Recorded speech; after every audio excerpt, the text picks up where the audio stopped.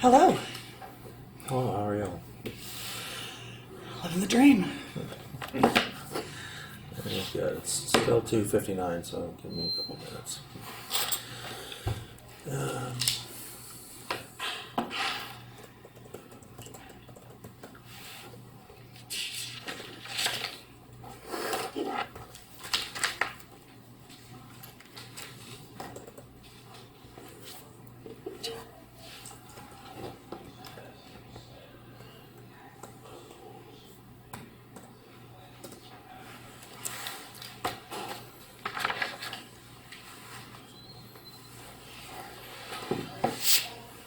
All right, it is 3 o'clock.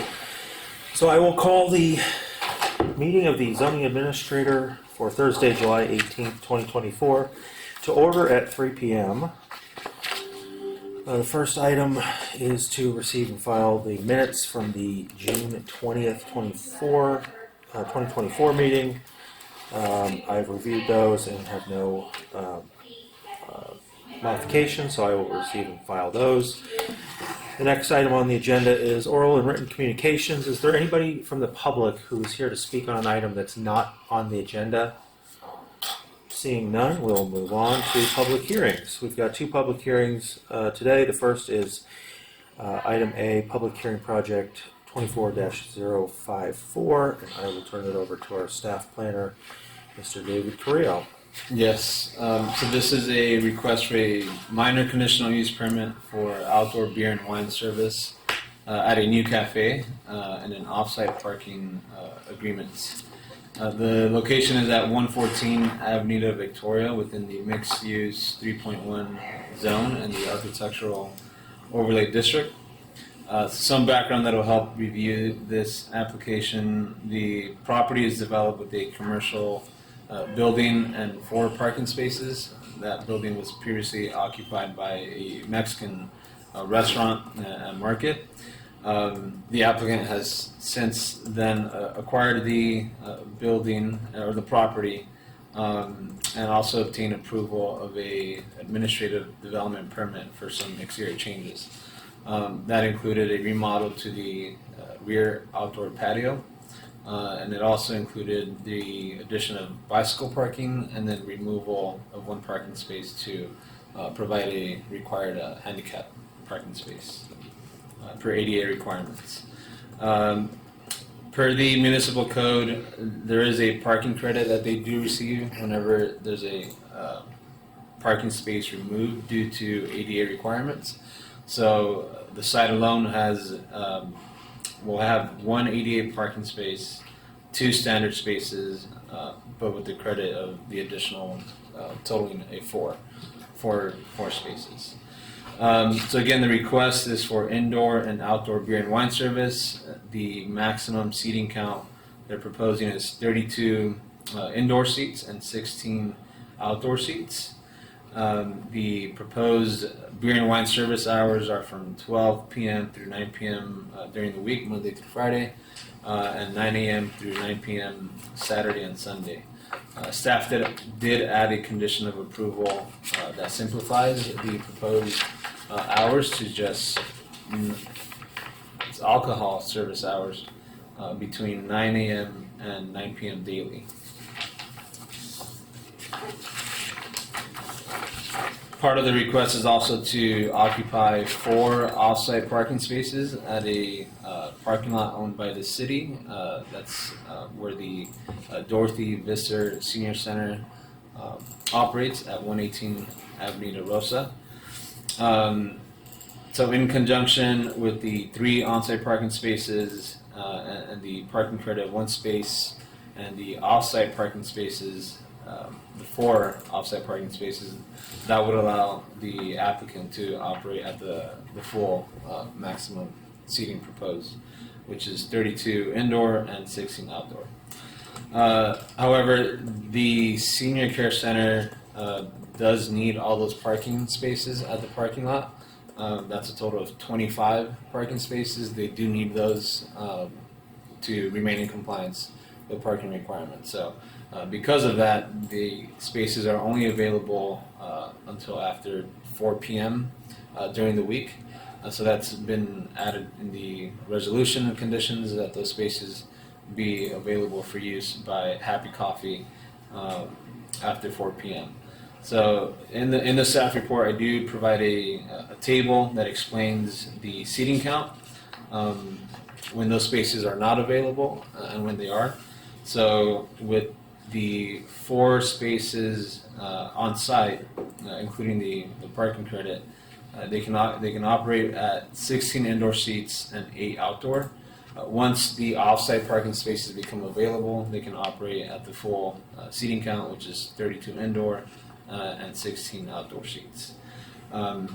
So for the agreement, there is a condition of approval that requires the applicants to enter into this off-site parking agreement with the city, subject to approval by the city council. So there will be an additional step after this meeting to take that agreement before the council. So staff supports the request for reasons provided in the staff report. Some including that the proposed off-site parking capitalizes on the use of a parking lot that becomes underutilized or vacant in the afternoon beyond the operating hours of the senior center to meet parking requirements versus developing more parking areas that may detract from downtown's quality of design.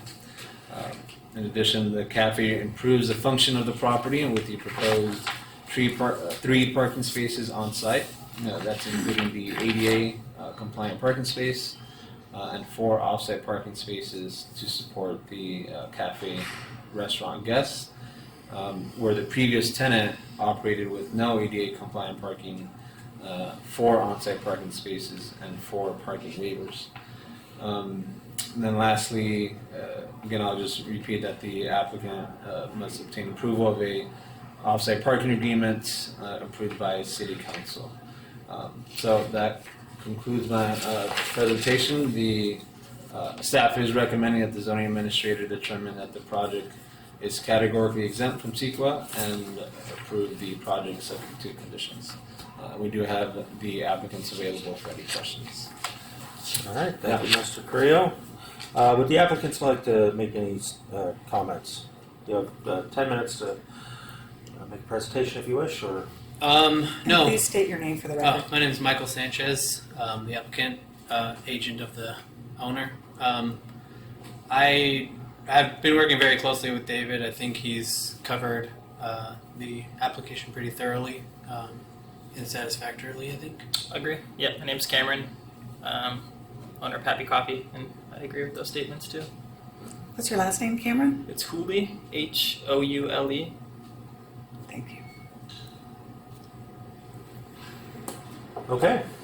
Thank you very much for working with staff on this application. I think this is a much underutilized building, and I think we've seen a couple development proposals over the last couple of years, and I'm glad to see that there's actually something viable moving forward. I do have a couple, and I apologize, I'll open the public hearing before asking if there's any members of the public that would like to speak on this item. Seeing none, I've got a couple questions. The first is the beer and wine service is required to be in conjunction with food service, and that exempts them from a minor conditional use permit for that use. What is the anticipated food service at this restaurant or at this cafe? So the menu was provided to staff previously, and it's going to consist of like paninis, kind of some basic cafe style foods. I don't think I included I don't see the copy of the menu in here, but I can provide that to you if necessary, or I can tell you about it right now. I don't need to see it. One of the conditions, 4.12, says if the project pertains to a food service establishment. I think it's required that it be a food service establishment. Yes. If beer and wine is served. So when we get to that point, I will probably just modify some of the language here. on that. Let's see, the second question relates to the parking. So what have the discussions been with the senior center as far as their comfort with providing this parking? Yeah, they've been in support. We had probably like 2 calls with them regarding Happy Coffee occupying some of those parking spaces. They just wanted to make sure that they can stay in compliance with their entitlements for that project, and we did confirm their operating hours, which are in the staff report. I think it's 8:30 to 4 p.m. So they wanted staff just to make sure that there's a condition that promises that the spaces for the senior center stay available for them and won't be occupied by Happy Coffee until after. And they are closed on weekends too. Correct, yeah, they are closing the weekend. So they do support, and we did receive that in writing as well, that they support the...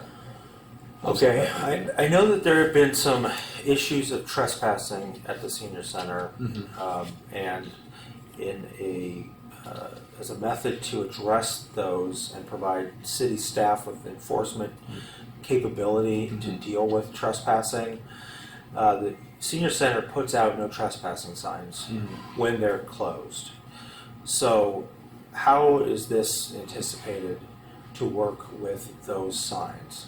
Because essentially it allows for public access to the property between the time that the senior center closes and the time that the cafe would close. Yeah.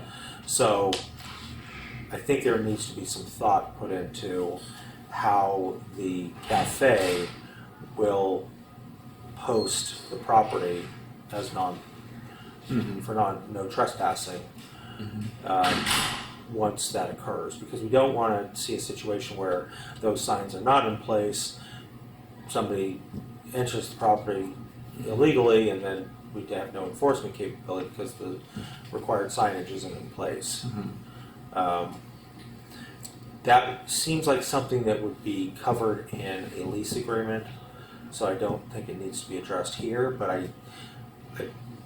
I think that's a concern as far as the use of the senior center parking lot. Okay. Another consideration is how will the public know that there's intermittent parking available at the senior center? I mean, I can see a sign that would usually go up when parking's always available to say additional parking is available at the senior center. Would we have a sign put on this property saying additional parking is available at the senior center after 4 p.m.? Something to that effect? We can... I don't believe I there's a think that would be- condition in there. I think that would be another condition of Yeah. the lease, but I think just in reviewing the minutes, we'll want to include specifically these concerns related to the use of the senior center parking.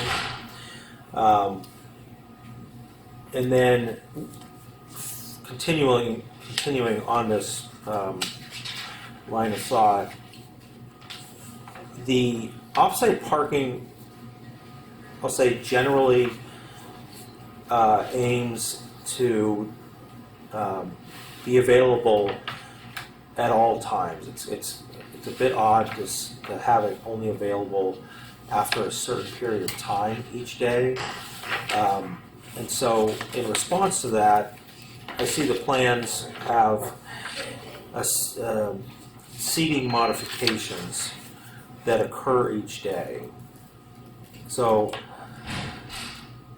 some questions on that. I noticed that the seating plan essentially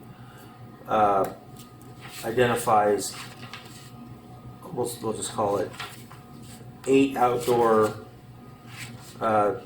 seats and 16 indoor in the morning, 16 outdoor and 32 indoor in the evening. So the plan is to remove chairs each day. And you're confident that that's something that your staff is going to be able to do? Okay, can I add to that? I'll let him respond to that more directly, but they do have a plan to come back and request parking waivers after this approval Okay. to be able to operate at their full proposed maximum seating. Okay, so the waivers would negate the necessity to have an off-site parking agreement in the future. They still desire to keep the agreement, and they're hoping that having the offsite parking agreement helps the cities support the parking waivers, and that they're not fully relying on the waivers for the seating that they want at 32 indoor and 60 outdoor. So it'd be a waiver for the day, for parking during the day, During the day, but correct? maintaining the senior center. But yes, Okay. Is there something that can be done to better place the chairs that are not being used during the day in a way that members of the public couldn't just simply grab one and use it? Yeah, so we're still working on the final layout. What we have provided was kind of like a schematic of how many seats would be available at each time. We think it's a feasible option to put away some of the chairs because you can see in 7.17.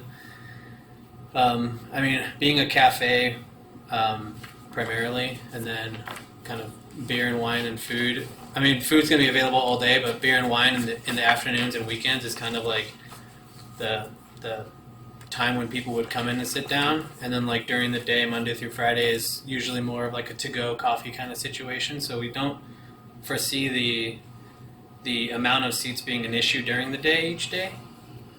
That being said, if a specific location away from the public is something that would be required, then we could kind of work the layout a little bit more to see if there's a place where we can put them into a closet or something, or into the kitchen if there's some spare room. But as far as the feasibility of the staff taking care of it every day, I mean, they're going to be lightweight portable chairs. We don't foresee moving I the guess main it's issue. not a question of effort needed to move the chairs. It's Right. more of a desire of the property, of the management, to do that every day. Right. It's really easy for uses to change over time as people get more comfortable and haven't heard any complaints, so why not just keep the chairs out? Right. And then if you do actually put the chairs away and the public can access those chairs, are you really going to tell somebody to put the chair back if they pull it down? Right. I'm going to guess I mean, the answer is no. Ideally, we get the 4 parking waivers, and it's not something that we have to worry about. Yeah. For now, it's kind of the condition where we're hoping it can be resolved with the parking waivers in the future. So as far as the effort goes, I mean, it's as part of their job duties, it's gonna be listed there. So it's I mean, up to the management and employees to fulfill their duties. All right. Well, I reviewed the rest of the conditions. 7.15 does provide some direction on what would happen if parking issues are identified, which is really what the basis of all of the seating arrangement options are meant to assuage. So I feel comfortable with the conditions as they stand, with the understanding that the concerns that I've raised as far as the lease with the senior center should be incorporated in a lease request to the council to make them aware of those concerns. And I think most of those issues can be addressed. We just need to, staff just needs to kind of think through those considerations. So I'll close the public hearing and make a couple actions. So I agree that the use is permitted in the subject zone according to the proposed operations of the business.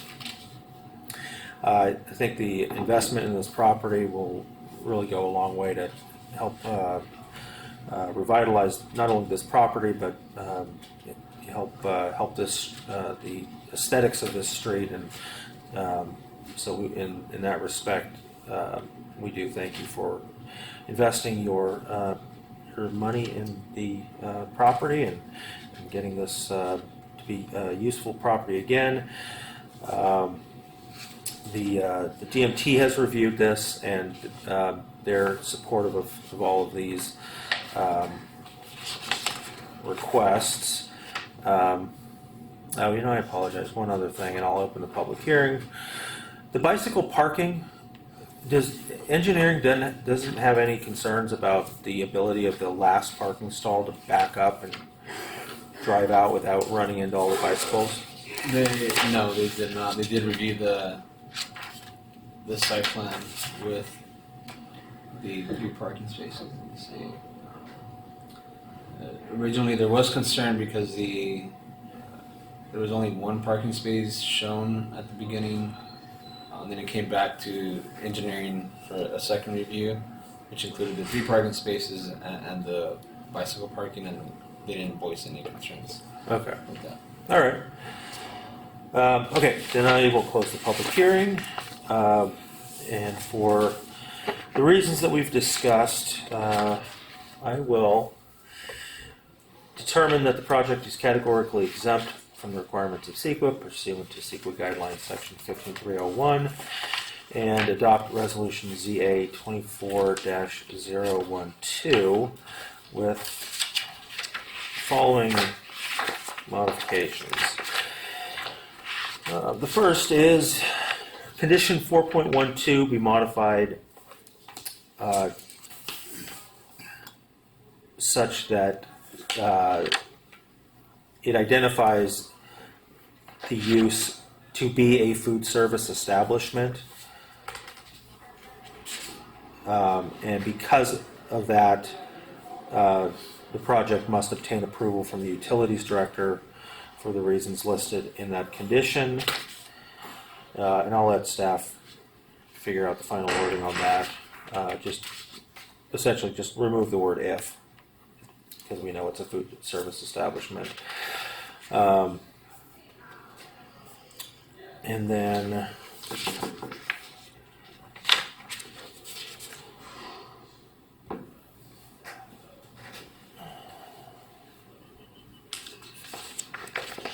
okay. And then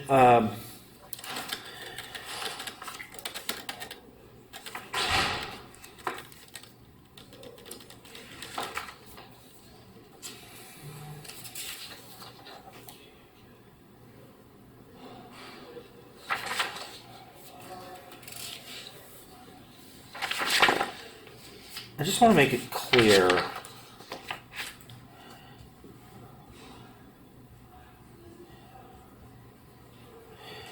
that 7.17, the condition,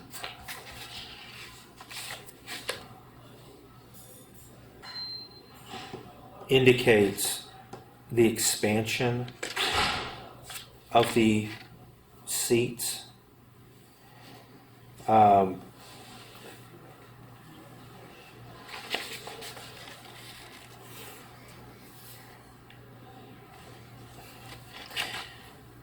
But if the lease is not approved, then essentially 7.17 does not apply.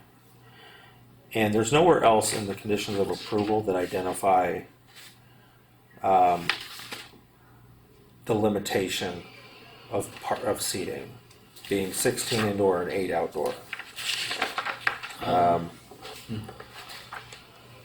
So I'd like to. Oh, in the conditions.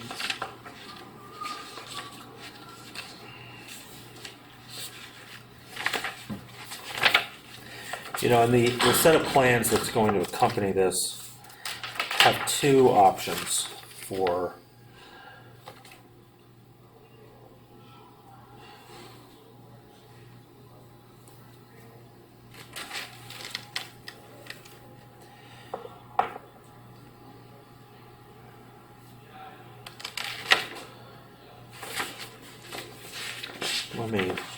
try to.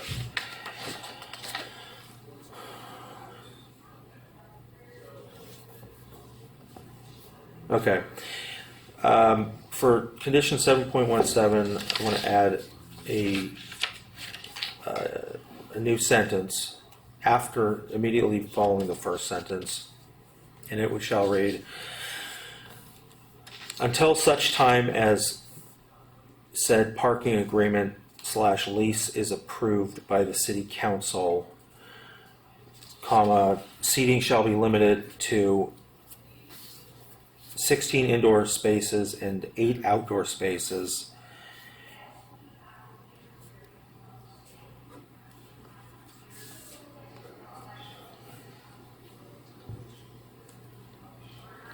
Period.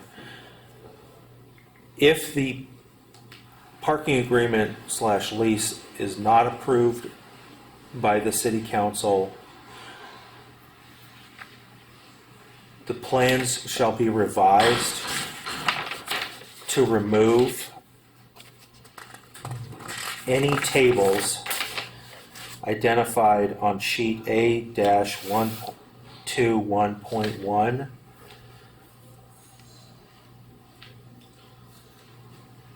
and the space shall be reconfigured such that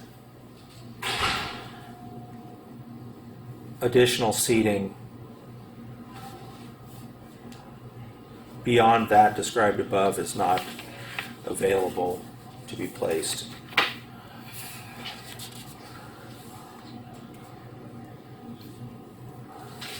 All right, so that'll be the conditions. And then just a note to staff, please enunciate all of the concerns that I raised about the lease for the council's consideration. And with that, your application is approved. So thank you very much. Thank I you. appreciate Thank you you. working with staff and turning this property around. We're excited to see something happening here. So Yeah, awesome. congratulations. Thank you. A lot of progress already. Yeah. Yep. Long way to go, though. Thank you so much. Thank you. Can I leave this here? Yes. Yeah. All right. So our second item is public hearing project 24-024, and our project planner is Zach Ream. I will turn it over. Yeah, sure. I will turn it over to him.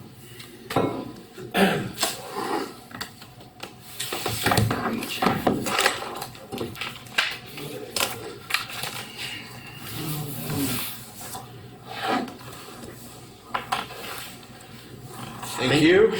Item 4B is a residential subdivision at 501 Elena Lane, and it's a duplex that's almost finished with construction, 2 dwelling units.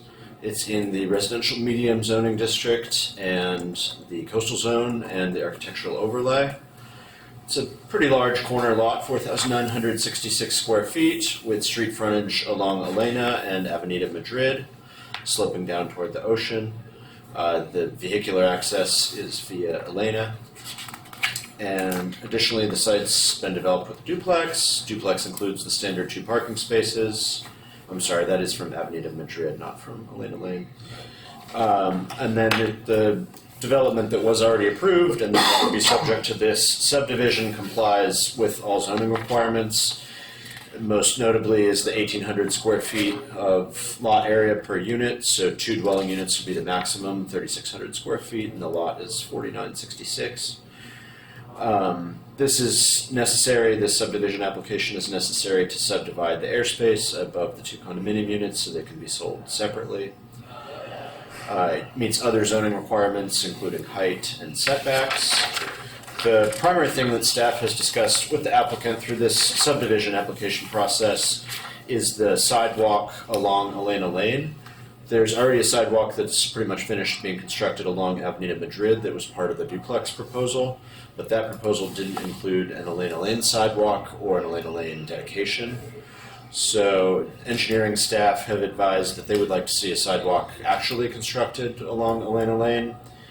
At the very minimum, the applicant has offered to provide the 2 to 2.5 foot wide easement along their property, and then there's 1.5 to 2 feet that would be within the city right of way where the curb line already follows along the entire street. So that dedication and the existing right of way would provide for a 4-foot sidewalk, and then whether it actually gets constructed would be subject to some follow up with engineering staff who have indicated they want a sidewalk. I've got a slide showing just a little bit of precedent here. So here's the site. It's that corner lot. The long one is Avenida Madrid, where they have constructed the sidewalk. The short one's Elena Lane, where the address is indicated, even though it's accessed from Avenida Madrid. Here's the condominium map that's showing the sidewalk that's already there, and then the dedication area is like this little bit here. I can zoom in if we want to in a moment. But what I wanted to show is the reason why engineering staff requires sidewalks, and this was subject to a little bit of discussion with the applicant. This is down the block once you sort of crest the hill on Elena Lane, and I think engineering said this was constructed in the last few years. I think by the city after they had acquired some dedications by 3 or 4 different property owners. So this is ultimately what we want to happen on the side of Elena Lane going this way. There's 3 or 4 properties that don't have a sidewalk, but by acquiring this dedication at some point, either now through the current project or in the near future, we're trying to get this outcome.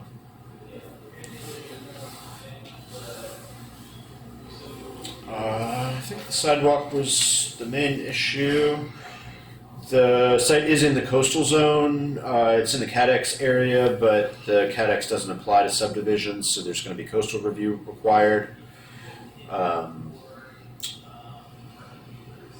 And the coastal review should be limited to the condo conversion. We have some recommended CEQA findings for 2 reasons: the standard Class 1 existing facilities and then Class 15 minor land divisions. And that concludes the general description of the project. I don't think there's any other unusual special conditions.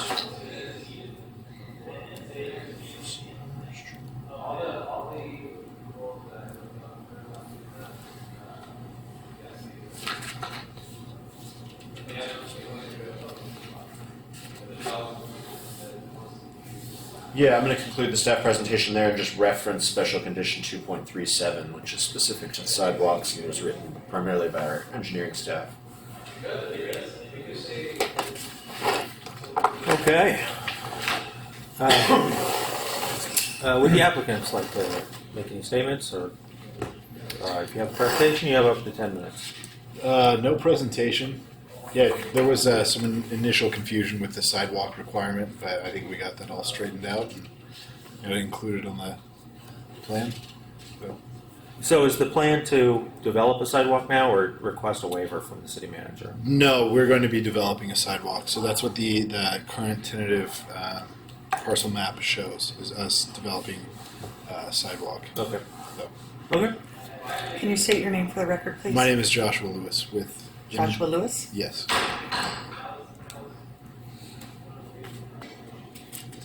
All right. I will open the public hearing. I don't see anybody, members of the public. So unless you have some other comments you'd like to make about the project? Nope. Nothing pertinent. Okay. I have reviewed the staff report and the attachments, and this looks like a great project. One thing that I did have a question on is the current development under the building permit. How far along in the project is this? We're about a week or 2 away from getting our rough MEP inspections and being able to start installation and closing up drywall on the project. Okay, so, and I should disclose, I did drive by the property. Is the framing, like, done? Yes, right now they're doing some pickup work, but it's But like, completed. there aren't any additional No, areas of what you see from the envelope? street is it. Yes, Okay. yeah. And you don't anticipate there being any changes through the building permit process that might affect the map application that you're making today? No, so now that this map application that we have, this is kind of going to be gospel moving forward. So Okay. yeah, we don't anticipate changing it. Okay. On the city side, is there any? I didn't see a condition of approval, but I don't really know if this would be something standard that we would add, indicating that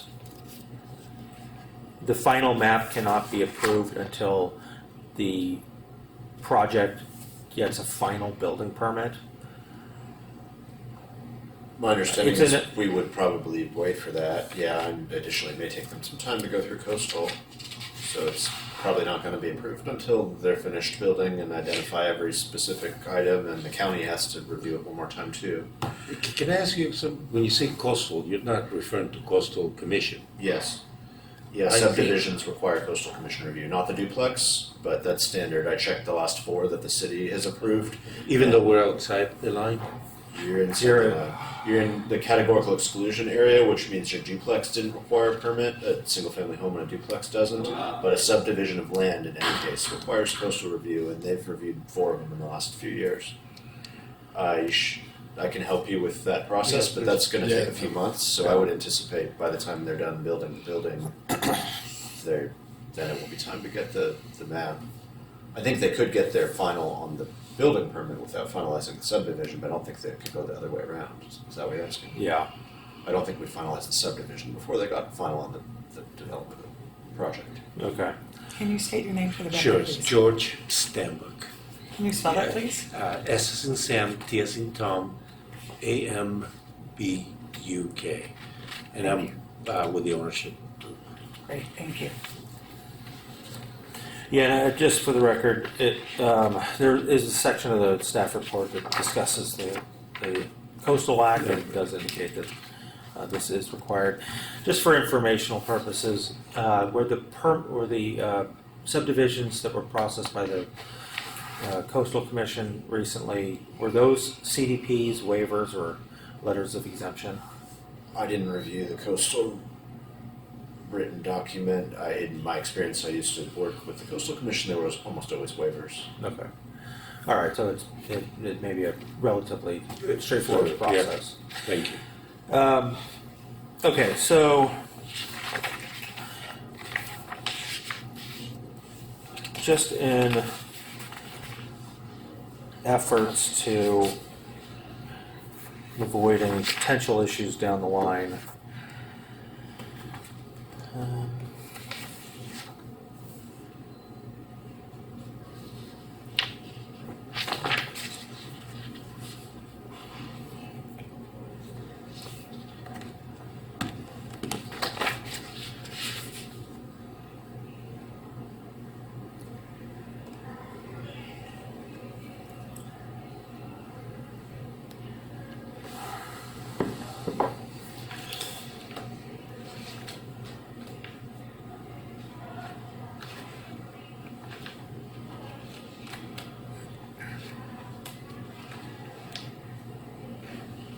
all right.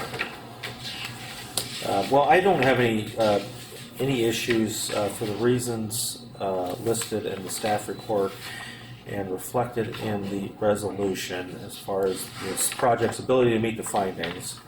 I think this is a substantial improvement from the residents that existed previously, and I think the addition of the sidewalk is really going to help. This is a very pedestrian-oriented area, and so the more sidewalks that we can have, the better for that purpose.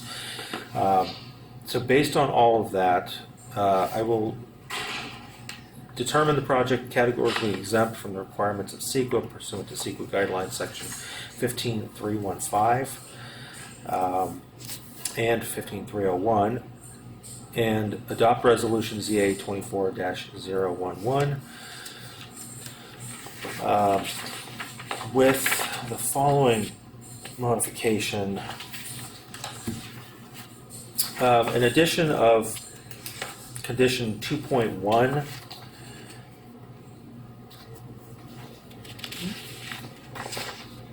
To read,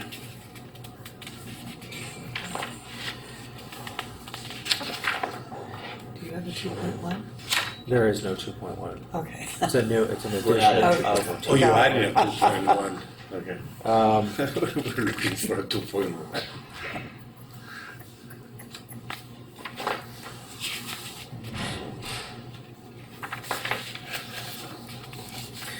Prior to final parcel map approval, the owner shall obtain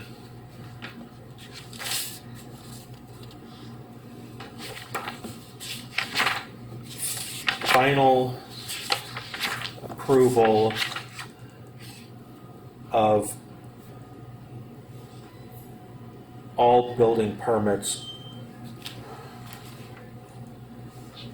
comma, including, comma, but not limited to, comma, building permit B 22-0658, comma, required for the development of the duplex.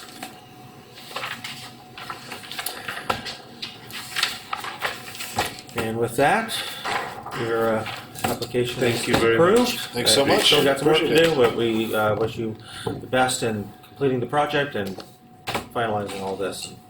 We And I thank you. really appreciate you offering to help Yeah. with coastal. Yeah. Thank you That's very huge much. for us. Yeah. Because I have no idea. Yeah. Yeah. Near do I. Thank you very much. All right, thank you very much. All right, so that takes us to, You're by yourself now. I am. We Have a great day, You guys. too, thank you very much. I'm gonna listen to the last 2 minutes of this hearing, but if you want to. We have no new business, we have no old business, and the adjournment. The 8th is canceled. So if you want to adjourn To to, the 22nd? that would be the 22nd. All right, then I will adjourn this meeting to the next regular meeting of the zoning administrator to be held at 3 p.m. on Thursday, August 22nd, 2024, at the Community Development Department. The regular meeting of the zoning administrator to be held on August 8th is going to be canceled due to a lack of business.